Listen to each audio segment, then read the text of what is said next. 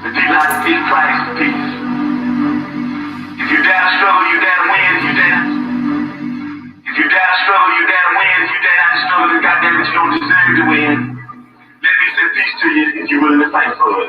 Let me say it in the spirit of liberation.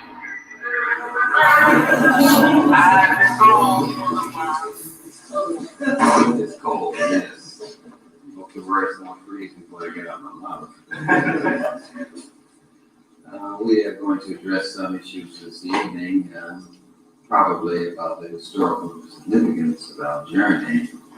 It seems as though everywhere we went as a people, Black people, we took information and we helped everybody with their civilization. East Indians, Chinese, Japanese, Europeans, unfortunately. We introduced civilizations, medicine, archaeology, physics, and astrology, and mathematics, and chemistry, and biology to everyone. And unfortunately, we have been mistaken as someone, a group of people who just love to give, love God so much that we just love to give. So people say, well, let's take advantage of that love they have and turn it against them. So the very thing that makes us powerful is the very thing that they use to destroy us. So they give us something else to love. Their money, their trinkets, their computers, their cell phones. They're always giving us something else to love other than ourselves, which gets us in a lot of trouble. Nonetheless, we are, of course, deteriorating at a fast rate, and that's because we have some emotional problems. It's not more or less a scientific reason for what's going on with us. It's an emotional problem. People eat for emotional reasons. They don't eat because scientifically they need some vitamin A or vitamin D or calcium. They eat for emotional reasons. If you damage a people enough, you can get them to eat anything. A pig's tail, a donkey's tail, an ox's tail, a foot. You can get them to eat anything. Because they're emotionally damaged, they can't see clearly what they're doing. And that's what our major problem is. It's not a matter of information, it's a matter of being emotionally connected to ourselves and know that our body is so precious that we have no right to destroy it. So we've been disconnected emotionally from our bodies, so therefore we don't care about our bodies. And all the science in all the world cannot do that. It can't repair that kind of damage. You can't solve an emotional problem with intellect. Emotional problems are solved by emotions. Japanese problems are solved by the Japanese. African problems are solved by Africans. It's kind of logical. So you cannot solve an emotional problem with intellect. It does not work. So learning about the pyramids and all those great things that we have done mean nothing because we're not emotionally attached to it. I don't want to hear about that slavery. That's what bad is. We want to talk about that stuff.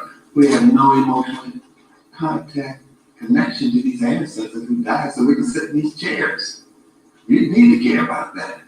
Because when we came to Barbados, to Jamaica, to Trinidad, to South America, to North America, we brought Africa with us. We brought this information, we brought herbal information, medical information. People were buying doctors. This is historically correct. A lot of us were brought to certain parts of the world because we had scientific information. We weren't brought to the Caribbean, South America, North America because we had labor. We were brought because we had science. We brought the technology of irrigation. They can't run a plantation without irrigation systems and sluices. We brought that technology. The natives there did not have it. They came to Africa for science. They told you it was for labor. People always tell you, they tell you, look east, you turn around, look west. No, they needed the science. If you want to build a good culture, you get someone from a good culture to build it. So they said that we want to build a civilization, they get some people know how to build one. They got our teachers, they got our chemists, they got our doctors, our nurses, and they structured their civilization off of it. And they still use it out of science today. They still use it. Man invented the Windows program. The black man. The man invented this internet. Black man. The laptop. The weed writer. They're still using our technology. The lady who designed the space program and the spaceship was black. The lady who tested it was black. Who designed the toilet. They're still using our technology, but then they turn out to be stupid. You're not educated. You're not smart. Science is what runs this world. And the science of eating, some kind of way we've lost that science. So we eat emotionally. Because we're angry. We eat salt, because salt is a form of anger. We are the largest consumers of salt in the world. Salt on potato chips, salt on grapefruit. We put salt on everything, and salt represents anger and frustration. We emotionally eat. Creamy foods associated with nurturing. We don't have the ability to nurture ourselves and love ourselves, so we like creamy stuff. Creamy candy bars, ice cream, something that resembles breast milk. We want to be nurtured, you see. We emotionally eat because we are starving emotionally. That's what we look for all the time. You call it love, but love is emotion too, you see. We're still searching for emotions in the wrong places with the wrong people. We were so busy looking at the ice cream, we forgot about the cake. So we gotta go back and look at this cake. We gotta look at the science of it all. We are emotionally driven, we're emotionally handicapped, we're emotionally castrated. That's why we buy CDs, because they're emotional. That's why we go to the movies, because it's emotional. That's why we get TV, because it's emotional. That's why we buy cars, because it's emotional. They know what kind of car you want to buy. The engineers put it together, but the psychologists approve it.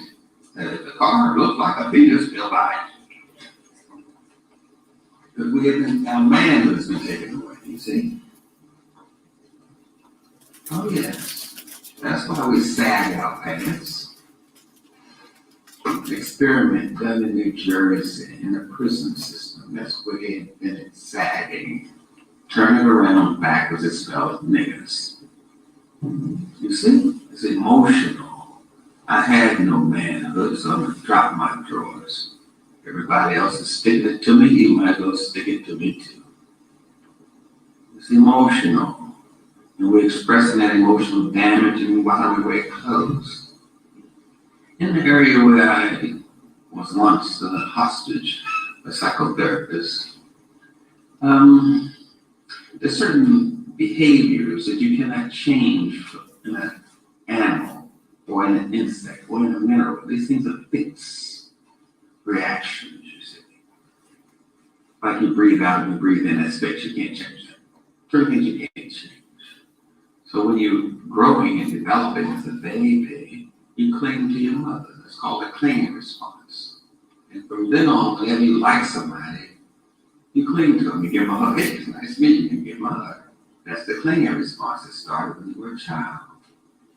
And the other thing is rooting the nipple. The baby sucks on the mother's breast. We call it rooting the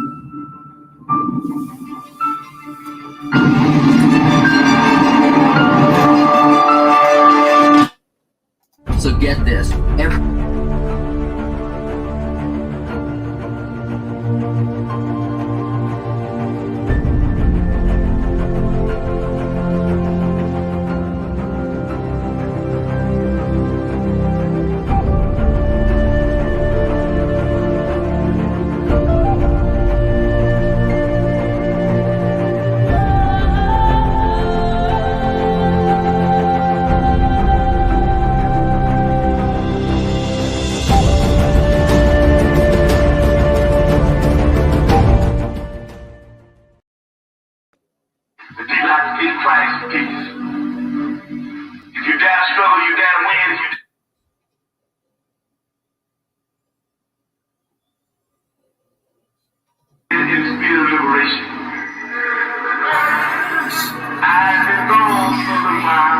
So my leaders that's gone, all my leaders that's gone. I know they did you so wrong and still standing here strong. Against all the wrongs, against all the wrongs for my leaders that's gone. All my leaders that's gone. I know they did you so wrong, I'm still standing here strong. Against all the wrongs. Good morning, good morning, good morning, family. This is Mr. Riggs, Terry Riggs in the house. And this is the second day of the Black History Weekender. I hope you've got your tea, your breakfast. And I hope you've got your pens and papers. As you know, this is a fantastic weekend and this is a fundraiser. So I'm asking people to donate, put their money in there, get their hands in their pocket and start to donate, family, because this is about a foundation for the family, for our youth, into creating special people for the future. You know, you don't want to go and have nothing to give. So by us creating our foundation, by us cleaning our own house, is us doing something. But before I go into any more, I'm going to introduce my co-host. What's going on, people? We're back again, as Mr. Rick said. Live, tired, but we're here, ready to impart some more information and do this thing big for Dr. Llaila Afrika. In his loving memory. Don't forget, that's what we're here for. The International Rites of Passage Youth Exchange Program. That's what this is all about. This is what we're pushing for. This is the institute we're looking to set up and have help our young people today to understand themselves and to know what's good as they move into adulthood. I'm excited this morning. Again, we've got somebody coming on to start the program that's going to be nice kickstarter to the day with some real information. So yeah, without further ado, let's do this. Who we got in the house? Oh yes, Natty. Greetings, good morning, Mr. Natty. How's everything? Hope you're well. I see free. I see you. You see me. Hey, who else we got? We got D. Is it D Newbie? D Newbie. Yeah. Someone must be eating crisps in the background. Lord knows who's doing that one. I remember, people, as you come in, hit the like button as you come in. Don't wait. Yep. As soon as you come in the building, hit that like button, share the video out. Yep. Look, our first guest looking bright and fresh. And you know what, people, it's about donating for the foundation, and we're raising money as much as possible. So when you see the link, or you can see it on the stripper underneath us down below, as you can see down there, you can donate as much as, because it's for the International Rites of Passage, which is exchange program for all the kids to able to exchange globally, and as well as do a final rites of passage somewhere in Africa. So at least they say they have the taste of the Caribbean, America, and so on. So, in saying so, how was your reflection of yesterday, Richie? Yeah, it was a good day. Started off nice, got nicer throughout. I'm glad that we was able to touch different parts of the globe. Yeah, have our brothers from Jamaica, looking for the Africa connection, some more. But yeah, I'm just really happy that we're managing to pull it together. So again, today should be even bigger now. I know the people's gonna love today. I know they're gonna love today. Trust me. Okay, so you know what? Big up to Lady Divine as well. But now, can you introduce our special guest? Without further ado, that's all. Our special guest, Mr. Robin Walker, joining us finally on Black Ice TV 7, because it's something that we wanted for a hot minute now. So I'm glad that we finally got it there. But without further ado, brother, introduce yourself to the people, let them know who you are, what you do, and then we can begin this dialogue. Okay, I'll be introducing myself in the presentation. Yeah, happy with that? That's cool. That's cool. That is good. All right. You got the screen share and all the rest of it. Riggs, are you putting the link up in the chat for One minute. Let me just sort out the presentation. I can Hold see on. it. Hold on. It was. There we go. Yeah. Yep, I I'll can put it in. see it. We've got the presentation in. Okay. So, Robin, when you're ready. Okay, greetings everybody. Hope you enjoy the session. Hope you get value from the session. The session is called How Black History and Black Studies Decolonizes the Curriculum. All right, so why are we here? This is to support the Black Eyes TV and their program, and to kick some knowledge as well, and hopefully to spread some value into the community in terms of our history and heritage. I have to respect the fact that you have entrusted me with your education for the next hour.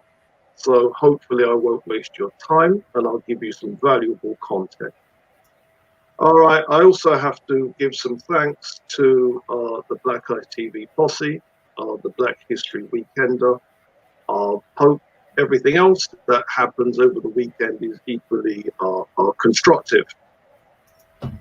All right, so what are we doing in my session? Well, what's in it for you? You're going to learn empowering information on Black or African heritage.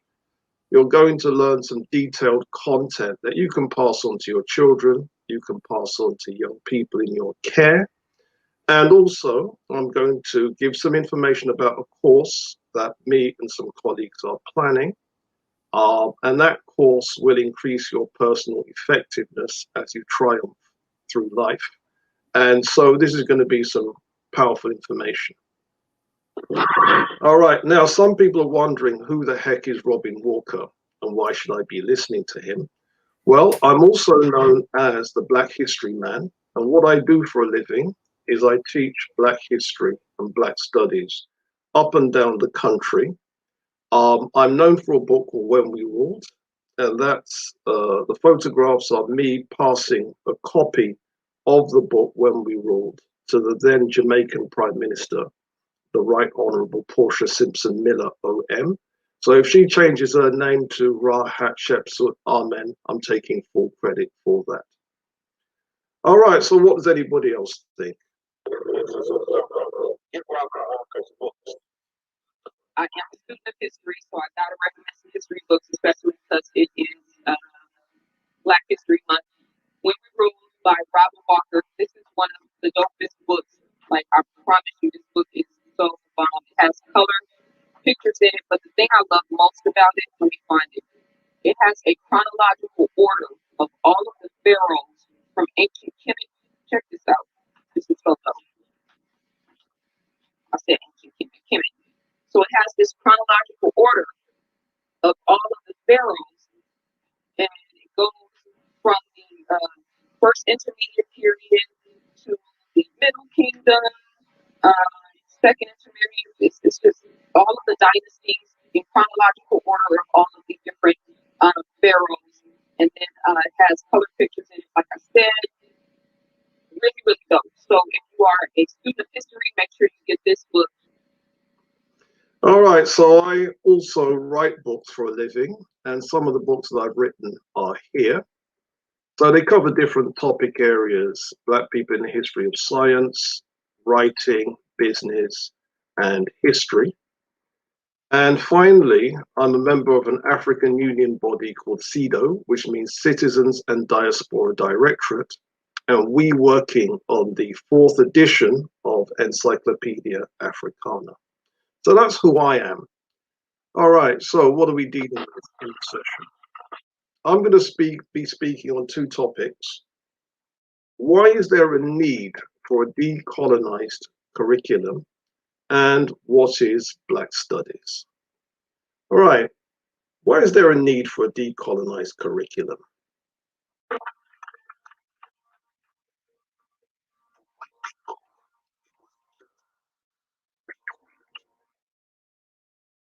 Saw it coming. They had no warning. Then, the day before the Super Bowl,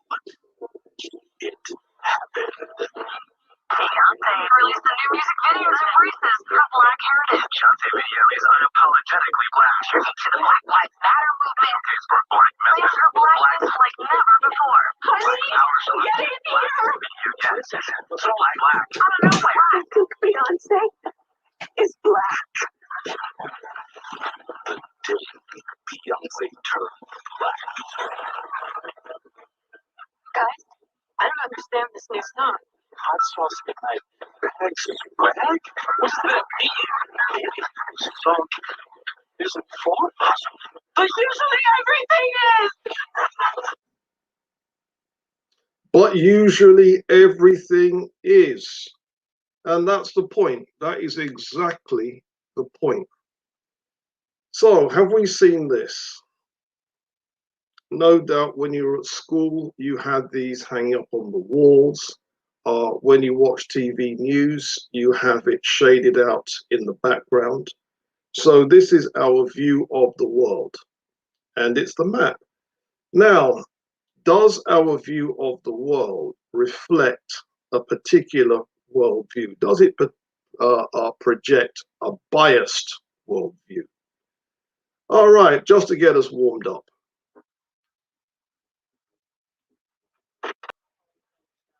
Hi, I'm sorry. Oh, Sorry, place. no problem. I'm CJ Craig. Of course you are. I'm Dr. John Fallow, Dr. Cynthia Sales, and Professor Donald Huke. Huke. Okay, and you are the Organization of Cartographers for Social Equality. Well, we're from the OCSE. We have many members. How many? 4,300 dues paid members. What are the dues? $20 a year for the newsletter. Let's start. Wait, I want to see this. This is Josh Lyman. You are. Josh, this is Dr. Fallow, and hi, who's Marinette. Should we begin? Yes. Plain and simple. We'd like President Bartlett to aggressively support legislation that would make it mandatory for every public school in America to teach geography using the Peters projection map instead of the traditional Mercator. Give me $200 and it's done. Really? No. Why are we changing maps? Because CJ, the Mercator projection has fostered European imperialist attitudes for centuries and created an ethnic bias against the Third World. Really? The German cartographer, Mercator, originally designed this map in 1569 as a navigational tool for European sailors. The map enlarges areas of the poles to create straight lines of constant bearing or geographic direction. So it makes it easier to cross an ocean. But Yes. it distorts the relative size of nations and continents. Are you saying the map is wrong? Oh dear, yes. Look at Greenland. Okay. Now look at Africa. Okay.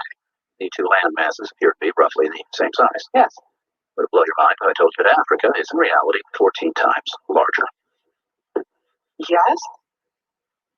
Here we have Europe drawn considerably larger than South America. When it's 6.9 million square miles, South America is almost double the size of Europe's 3.8 million. Alaska appears 3 times as large as Mexico, when Mexico is larger by 0.1 million square miles. Germany appears in the middle of the map when it's in the northernmost quarter of the Earth. Wait. Relative size is one thing, but you're telling me that Germany isn't where we think it is? Nothing's where you think it is. Where is it? I'm glad you asked. The Peters projection. It has fidelity of axis. Fidelity of position. East-west lines are parallel and intersect north-south axes at right angles. What the hell is that? It's where you've been living this whole time. Should we continue? Interesting. All right, so some discussion points. Do these biases matter? What do you think? Isn't information just information? But the biggie is, could these biases affect the writing of history? What do you all think? Do you think it could? All right, so my first example that I'm going to give today is this poster I saw on a mathematics classroom wall. And the poster referenced Pythagoras in the invention of a particular theory to do with right-angled triangles. And that theory is called Pythagorean theorem. I went into a different mathematics classroom and it explained the Roman numerical system of I, V, VI, etc. And what these examples demonstrate is when you're studying mathematics, you're also being given a history lesson. You're being given a history of mathematics. And consequently, the teachers were indirectly teaching that the ancient Greeks, like Pythagoras, and the ancient Romans were very clever and very important people. And it's not just mathematics. The study of chemistry is really the history of chemistry. English literature is really the history of English writing, etc. If you study any of those subjects, you're taken on a tour of Europe, beginning with what the ancient Greeks and Romans came up with, then the European medieval and Renaissance periods, then the 18th century Enlightenment era up to the modern period. And that's the way all subjects are taught in education institutions. So, for example, even PE, you're taught athletics, you're taught track, you're taught discus, you're taught javelin, things all associated with the ancient Greeks, Mount Olympus. And there are probably no exceptions to this. Now, many of you will be thinking, but Robin, didn't Pythagoras invent that theory? Well, the answer is no. According to Plutarch, the great Greco-Roman scholar, he said, the Egyptians appeared to have figured out the world in the form of the most beautiful of triangles. This triangle, the most beautiful of triangles, has its vertical side composed of 3, its base of 4, and its hypotenuse of 5 parts, and the square of the latter is equal to the sum of the squares of the 2 sides. So Plutarch has made it clear. It was the Egyptians that came up with this. Now, if that's true, why do we call it Pythagorean theorem when Pythagoras learned that stuff thousands of years later when he was a student in ancient Egypt for 22 years? Our second example, who's this? Now you can see it's a very important gentleman wearing a white coat. So when you see a white coat, you know that you're dealing with a scholar, you know that you're dealing with somebody in the medical field, and he's holding up some bacteria. Who could this person be? It's Fleming, the person supposedly responsible for our antibiotics. Okay, what does the newsreel say about this gentleman? Sir Alexander Fleming, the man who gave penicillin to the world, has passed away at the age of 73. During a lifetime devoted to medicine, he received great honors, including a knighthood and a Nobel Prize. But the only reward he ever sought was the knowledge that he had given good service to his fellow men. His great discovery will mourn his passing. The benefit he has conferred upon humanity is incalculable. The man who gave penicillin to the world. How true is this? Now, what's the real history of penicillin? So I went on the website of the Microbiology Society, and there's a section called The History of Antibiotics. And then we read, antibiotics have been used for millennia to treat infections, although until the last century or so, people did not know the infections were caused by bacteria. Various molds and plant extracts were used to treat infections by some of the earliest civilizations. The ancient Egyptians used moldy bread to treat infected wounds. Moldy bread is in fact the source of penicillin. So was it just the ancient Egyptians? Our Science magazine, 9th of February 2010, ancient Nubians made antibiotic beer, we read. Chemical analysis of the bones of ancient Sudanese Nubians who lived nearly 2,000 years ago shows they were ingesting the antibiotic tetracycline on a regular basis, likely from a special brew of beer. The find is the strongest yet that antibiotics were previously discovered by humans before Alexander Fleming discovered penicillin in 1928. I'm going to ask Alexander Fleming to hand back his Nobel Prize, joked chemist Mark Nelson, who works on developing new tetracyclines. Now, is that the only example? What's going on in this image? Now you can see it's got Sol in the center. So Sol, that's the sun. And then you've got Mercury, Venus, Earth, Mars, Jupiter, Saturn, and so on. So you can see this is the solar system, the sun at the center of the system and the different planets. And then third from the sun is Terra, which of course is Earth. So this is the solar system. Now, if we were to trace this idea all the way back, who would it go back to? Well, mainstream scholarship teaches is that it was a Polish physicist called Nicholas Copernicus that was the person that came up with this. And that particular image is from Copernicus's book. But the question is that the whole story? Does the story begin and end with Nicholas Copernicus? It's Friday in Timbuktu, the holiest day of the week, and after prayers the Imam invites me back to his house.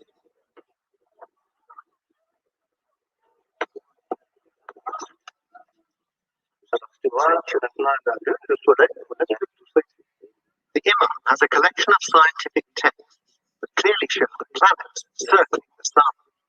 They date back hundreds of years, preserved, I assume, by the dry desert air. It's convincing evidence that the scholars of Timbuktu knew a lot more than their counterparts in Europe. In the 15th century, in Timbuktu, mathematicians knew about the location of the planets, knew about the details of the eclipse. They knew things which we had to wait for 150, almost 200 years to know in Europe, when Galileo and Copernicus came up with these same calculations. And we give it a very hard time for So let's get this straight. In Timbuktu, in West Africa, 150 to 200 years before Galileo and Copernicus, African mathematicians had made the same calculations and have manuscripts with those calculations in them. So why do we teach these ideas then go exclusively back to Nicholas Copernicus? Things that make you go, Our fourth example, who is this person? Why is he important to history? Right, you can see a ship on the waters, Captain James Cook. Why is he important? The landing of Captain Cook at Botany Bay, 1770, Australia. Now, quite apart from the ridiculous idea that Captain Cook discovered Australia when there were already people who'd been living there for 70,000 years, quite apart from the ridiculous notion, that's what's in the history book. Captain Cook discovered Australia. Now, if the claim is Captain Cook was the first non-Australian Aborigine to set foot in Australia, then they may have a case. But do they even have that much of a case? Is that the whole story? Does the story begin and end with Captain Cook setting foot in Australia?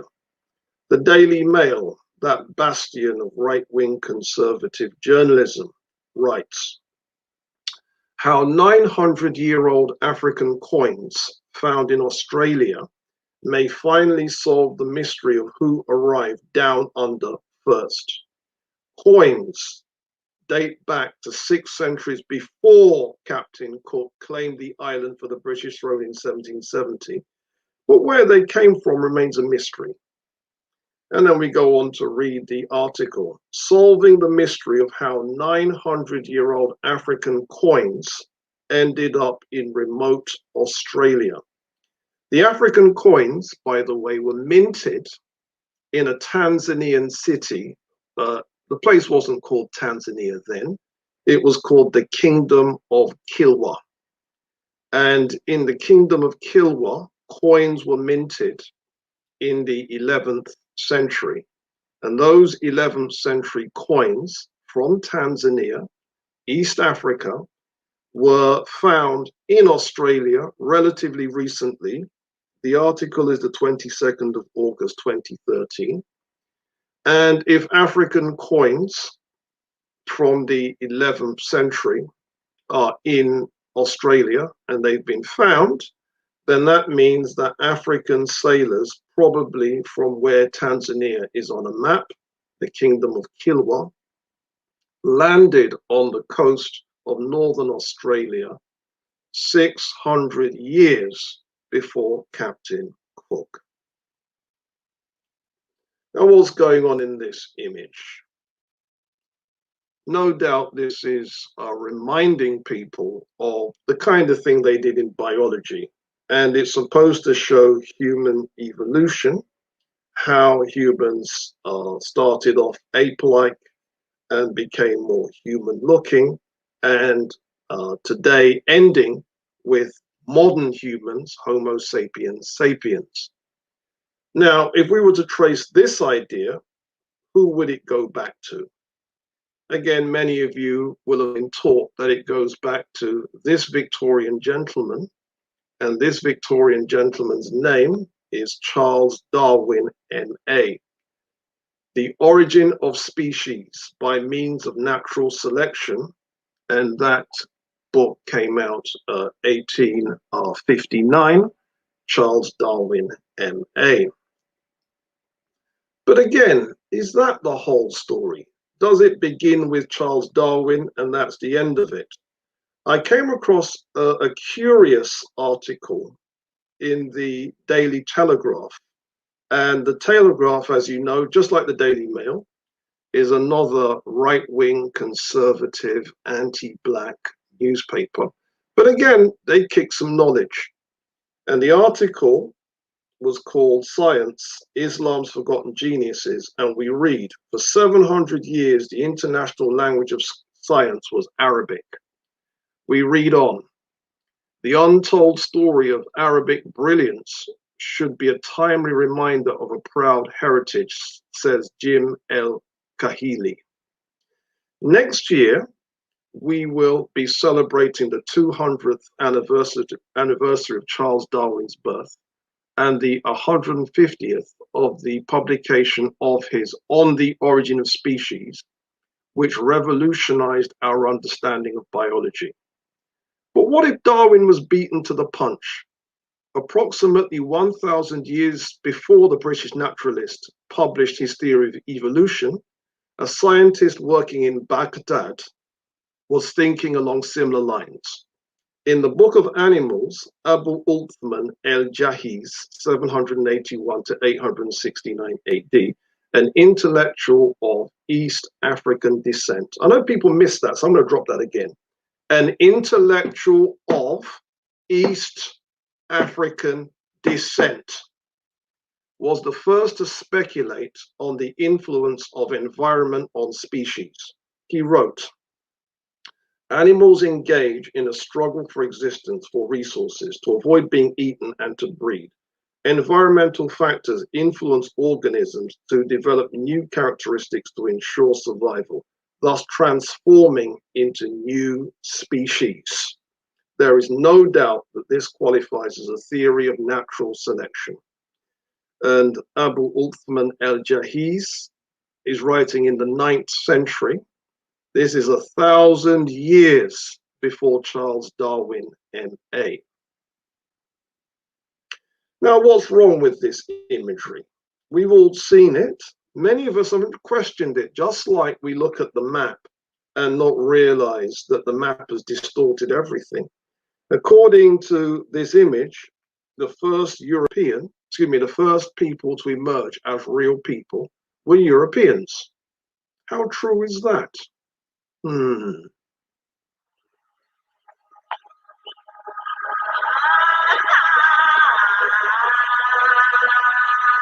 They say this is where it all began.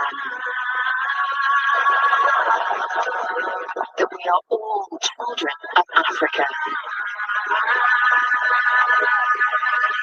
But if so, why do we look so different? And how on earth? By the time that Thomas Paine published The Age of Reason in 1794, that era had reached its twilight. But what if this story is wrong? What if the Enlightenment can be found in places and thinkers that we often overlook? Such questions have haunted me since I stumbled upon the work of the 17th century Ethiopian philosopher Zera Yaqub, 1599 to 1692. We read on. For 2 years, until the death of the king in 1632, Yaqub remained in the cave as a hermit, visiting only the nearby market to get food. In the cave, he developed his new rationalist philosophy. He believed in the supremacy of reason and that all humans, male and female, are created equal. He argued against slavery, critiqued all established religions and doctrines, and combined these views with a personal belief in a theistic creator, reasoning that the world's order makes that the most rational option. In short, many of the highest ideals of the later European Enlightenment had been conceived and summarized by one man working in an Ethiopian cave from 1630 to 1632. Now let that sink in. Again, challenging this idea of Africa as a cultural backwater. In the largest single man-made structure on the planet.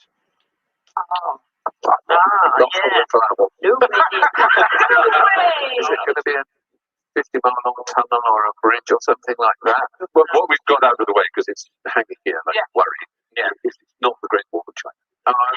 Try a continent where it might be. Okay.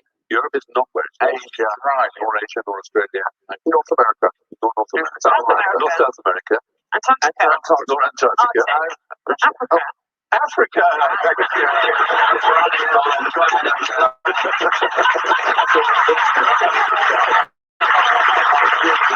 Banky movies and watching this.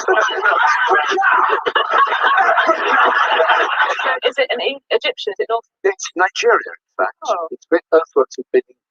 Great earthworks of Benin. Yeah. So that's all the walls of Benin. The walls defensive earthworks for the walls of Benin done by the Edo people. 10,000 miles in length. 10,000 miles in length. How could I forget? 4 times longer than the Great Wall of China. Consumed 100 times more material than the Great Pyramid of Kyoto. Took 700 years, estimated 150 million hours of digging. Severely damaged by British sacked and burnt Benin in 1897. The British. Notice the way that they're all laughing and joking at the idea that Africa has the largest man-made monument in world history. And notice the way that they had to laugh and joke about the fact that it was the British that destroyed it in 1897. Now, why do people look down on African heritage? The great German scholar wrote the 1958 text Muntu. And even though the book is sympathetic to Africa and actually bigs us up a great deal, the German scholar Jan-Heinz Jahn wrote, 2 essential cultural achievements were missing in the old Africa, however, architecture and writing. Now, to his credit, Mr. Jahn partly atoned for this false statement when 3 years later, he wrote the brilliant Neo-African Literature, which is a monster piece of scholarship. But the idea that Africa has no early writings of its own and no early architecture of its own is still very, very widely believed. So I'm going to challenge some of that right here. Where's this from? You can see there's an African gentleman. I've met this gentleman, by the way. His name is Abdul Kader Haidara, and he is a Malian businessman who who collects and catalogues our Timbuktu manuscripts. And the manuscripts he has are the biggest private collection in Mali. And these are books that were written by African scholars hundreds of years ago, written by non-African scholars as well, and collected by African intellectuals. And there are, according to some sources, 700,000 manuscripts in various Timbuktu collections. Okay, what is this? How old is it? This is a medieval Nubian book. Nubia is where Sudan is today. And the book is called A Miracle of Saint Menas. It's written in a script called Old Nubian, which is a medieval Sudanese script. And the manuscript is 1053 AD. In other words, the manuscript is 1,000 years old, written in a traditional African script, A Miracle of Saint Menas. Where's this? Now you can see that there's a black guy standing in front of a monument, but what is that monument? It's the palace of Johannes IV, a king of Ethiopia. Where's this? You can see a central building that looks like a castle and 2- and 3-story houses surrounding it. This is the West African city of Djenné. It's where Mali is today. The central building was originally an 11th century palace, and then the Malians themselves turned it into a mosque in the year 1204, where it is now known as the Grand Mosque of Djenné. And the houses surrounding it date back to the 15th century. And yes, these 15th century houses have indoor toilets on the 2nd floor as a standard design feature. So why is there a need for a decolonized curriculum? We believe the following subjects deserve to be studied. We believe that we should study the African origin of humanity. We should study ancient African contributions to medicine. We should study the evolutionary research of the East African scholar El Jahis. We believe we should be studying the 11th century Tanzanian voyages to Northern Australia. We believe we should be studying the heliocentric calculations from the West African city of Timbuktu.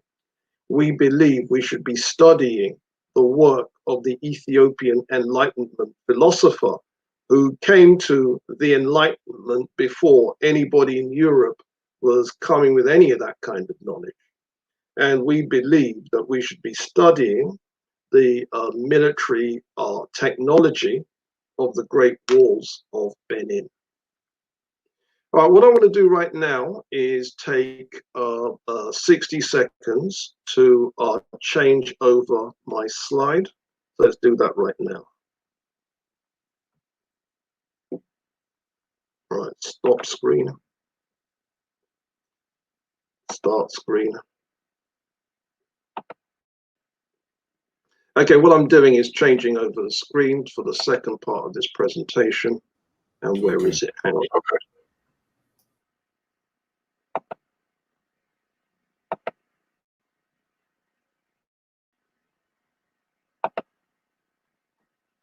All right, is this coming up? Can people see it?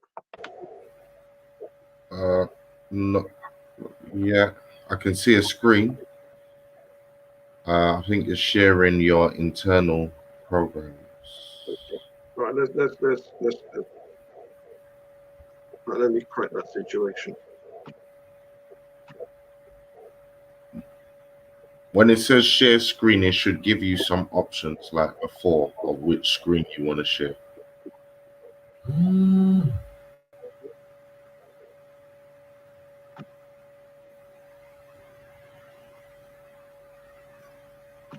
So you want to bring up your window, your presentation that you want to show, and then it should have it as an option to share on the share screen.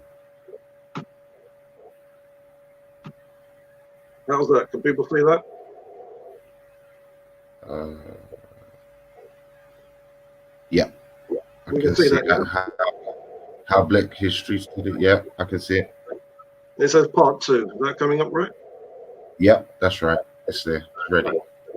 Okay, so let me finish off the presentation. All right, so what is Black Studies? The word black comes from Bilad Sudan. The Arabic name for Africa was the land of the blacks. Ethiopia, the Greek name for Africa was land of the sunburnt faces. Mauritania, the Latin word for Africa was the land of the dark peoples. The word Moor means dark.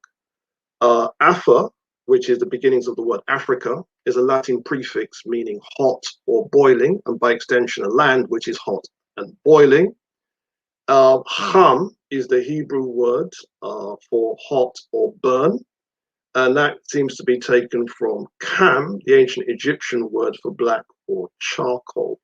So the idea then that black people have only been called black since 1968, since Aretha Franklin and Dr. Nina Simone came up with the young, gifted, and black. Nonsense. We have always been known as black people, and the association of black people with being called black goes all the way back to the ancient Egyptian period. And then studies, black studies, covers all the areas that black people should be interested in and from a black perspective. So how did black studies evolve? It started in 1968, and it started with Dr. Nathan Hare, who is known for his work on the black family. That's Black Studies, 1968. Before that, there was African Studies, beginning with Professor William Leo Hansberry. Professor Hansberry was the teacher to the great Chancellor James Williams, and he was a relative of the playwright Lorraine Hansberry. And the leading authority on Black Studies is Mr. Kwanzaa Dr. Maulana Karenga, who wrote Introduction to Black Studies. That book has gone through several editions. So when we teach Black Studies, I run a course at CSEP.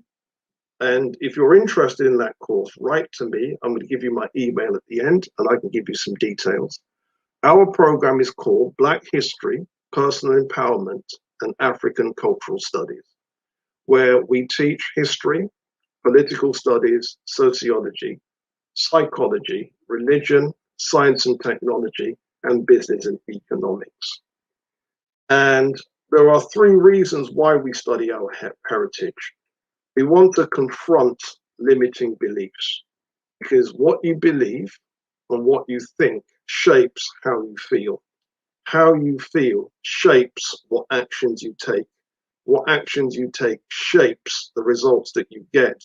And the results that you get shapes what you believe or what you think.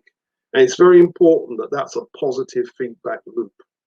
And therefore, it's very important that Black people think positively about themselves, feel positive about themselves, are in a position to take positive actions, get positive results, and let that feed back into positive beliefs about ourselves. And so that's one of the reasons we study our heritage. The second reason we study our heritage is to build a team so that you can see value in other people that look like you, so that you can work with them and you can bring your piece of the jigsaw to what they're doing, and they can bring their piece of the jigsaw to what you're doing. And the third reason why we study our heritage is so you have something to comfort this child. What Black children feel like after being taught their ancestors were just slaves, and everyone is pointing at that Black boy. And no doubt you were that Black boy when you were at school, when you were taught that your ancestors were just slaves. And everyone is pointing at you as the person descended from just slaves. All right, now there are 2 reasons why we study personal development. We want people to understand that passive income plus a vision equals time plus independence. And it's therefore important to have a powerful vision. And that's what personal development gives people. All right, now, what material do we teach from in history? Now, I believe if you look at the books that are used on a course, you can automatically tell whether the course is serious or whether it's a joke team.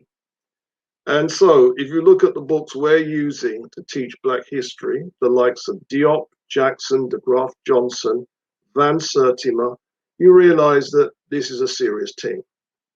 When we're dealing with politics, we're dealing with books like The Crisis of the Negro Intellectual, Marcus Garvey, Pan-Africanism, Powernomics, The New Jim Crow. You realize that this is a serious thing.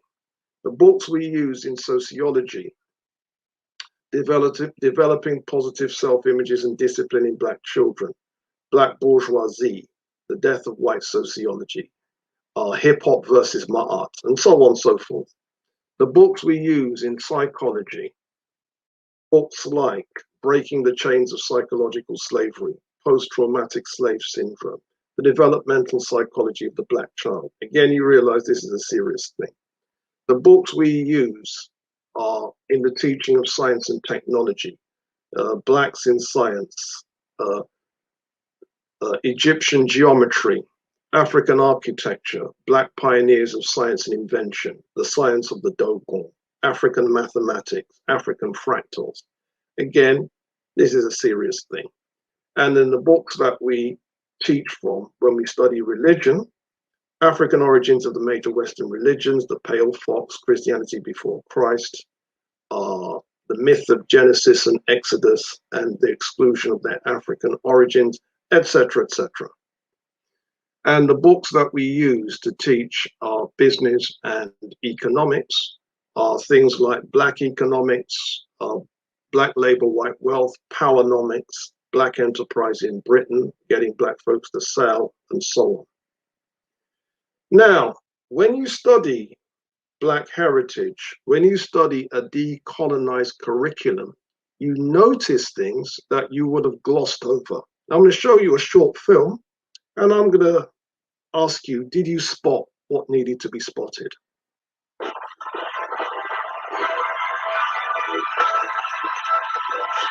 1924, Chamonix. 1928, San Rites. 1932, Lake Placid. 1936, Garmisch-Partenkirchen.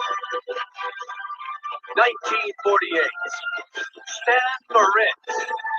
1952, Oslo. 1956, Cortina d'Ampezzo. 1960, Squaw Valley. 1964, Innsbruck. 1968, Grenoble. 1972, Sapporo. 1976, Innsbruck. 1980, Lake Placid. 1984, Sarajevo.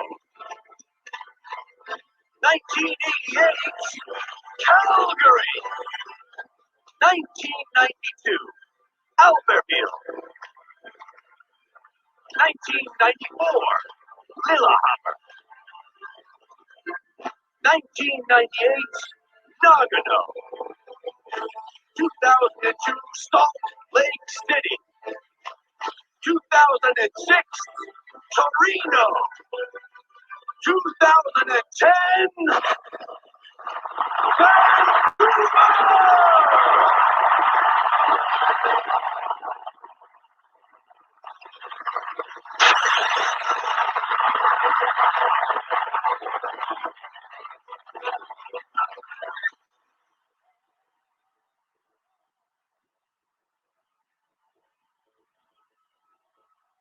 Welcome to the Vancouver 2010 Olympic Winter Games! Bienvenue!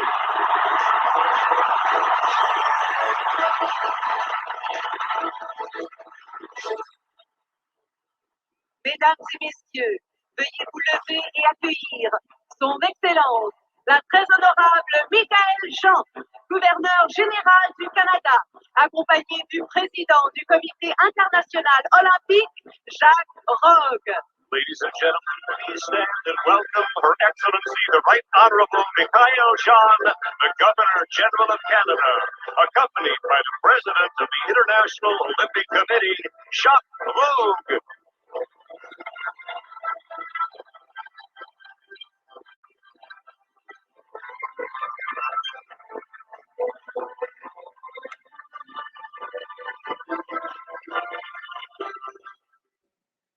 All right, so I take it we all knew then that the former head of state in Canada was a black woman, the Right Honorable Mikhail Jean, who was the acting head of state, the Governor General. So she occupies exactly the same role or occupied at the time exactly the same role that the Queen occupies in Britain. Did we know this? And no doubt many of you saw that opening ceremony. A lot of us watched the Olympics, not realizing that, you know, if you don't know, you don't know, and you miss things. Concludes the session from me. Hope people got value from what we did. And if you want some more information about the Black Studies course that I shall be running in a few weeks' time in Croydon, send me an email at historicalwalker@yahoo.com and say, yes, I'm interested in attending that course. And then when we have the details finalized, I can email those details to you. So I'm going to leave that page up there like that. And in the meantime, gentlemen, how long have we got? And do you want me to take questions? Entirely up to you. You've got 6 minutes. 6 minutes. All right. So do you want me to take questions? Yeah, why not? If there are any questions in the chat, write them up, put them forward. Okay, you guys are going to have to read them to me because I can't see any of them, yeah? Just 1 second.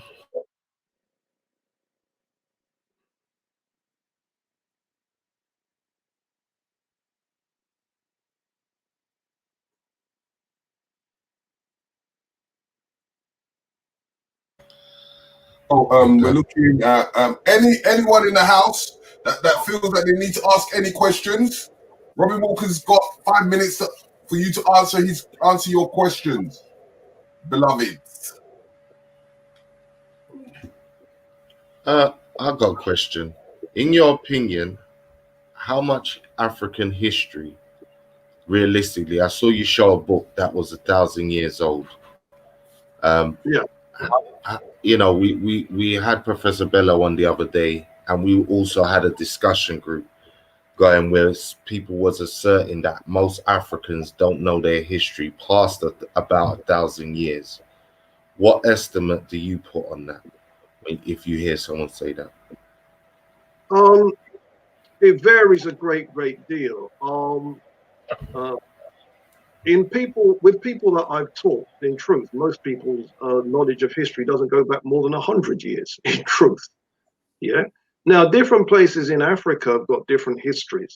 Some places have got histories going back 8,000 years. Some places it's 2,000 years. It's not the same across Africa, just like it's not the same across every part of any continent. If you were to look at the history of Europe, the ancient Greeks and Romans go back between 2,000 and 3,000 years. But different parts of Europe don't go back that far, you see. So you're going to get different things in different places. Obviously, some parts of Africa, when you include the prehistory, goes back hundreds of thousands of years. So it's not the same everywhere, and the level of knowledge isn't the same, isn't uniform.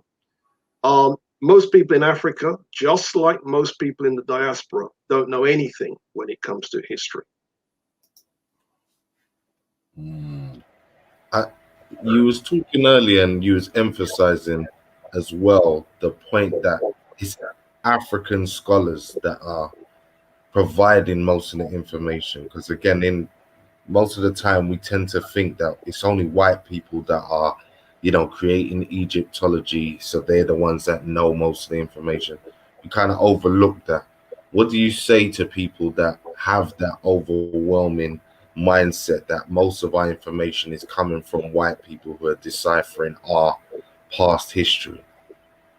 Unfortunately, it's true. Most of this stuff is coming from white people, but black scholars are upskilling, and we entering the field, and we producing information, and we producing interpretations. And for me, as a member of the African Union CEDAW, one of the reasons why we're trying to push forward on Encyclopedia Africana is so that there is an African, if you like, official version of how we want to present data. When you wrote your main book, your most famous book that you're known for, did you get a lot of pushback? Did you get any pushback when trying to produce it? Because I know what time it is, I made sure that it was a black publishing house that published the book.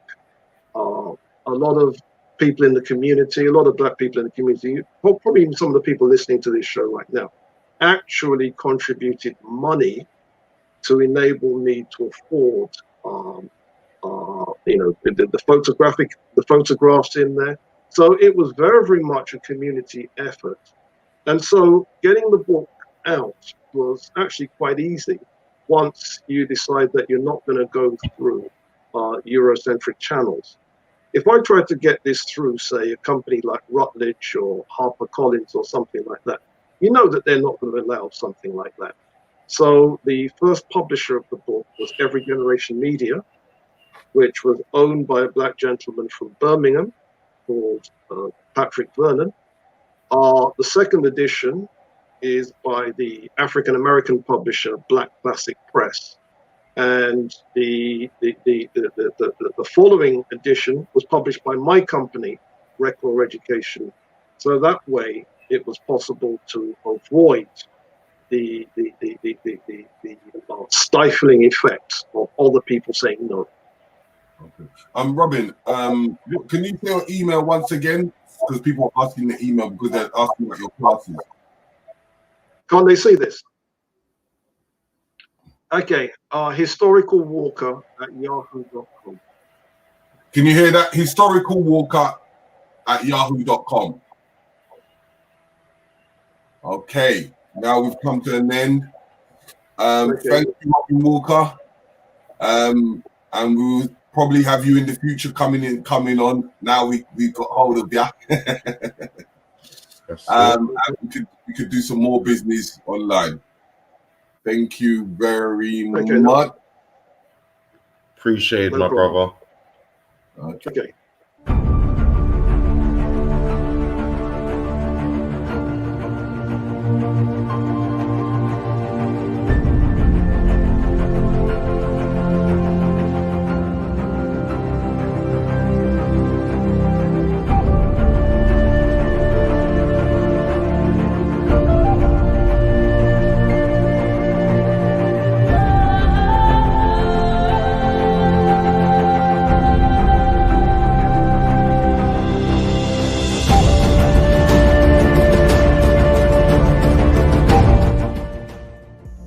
What legacy are you leaving behind? The Black Family First program aims to reconnect the family at the root. Healing both ancestral and personal trauma by way of creating bonds through communication, understanding, reason, compassion, connecting oneself to family, friends, and the community. Reminding the older generation to be role models and mentors, and in turn, teaching the younger generation the building blocks on how to live, love, and respect one another for a stronger family union. That way, the next generation bears the fruits of our labor and our experiences. Black Power starts with your melanin, uniting the Black family first.